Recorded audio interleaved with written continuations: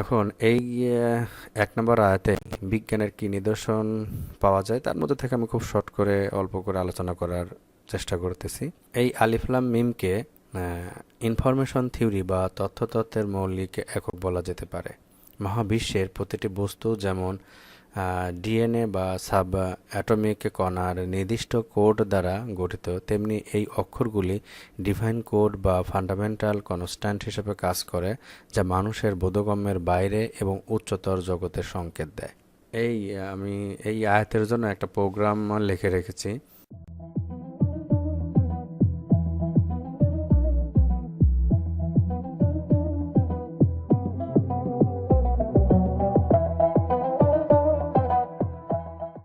এই প্রোগ্রামটা যদি আমরা বিল্ড করি, বিল্ড অ্যান্ড রান করি, দেখেন এটাতে কি দেখাচ্ছে, accessing divine data layer, status দেখাচ্ছে encrypted, only Allah knows the true ইনক্রিপশনস।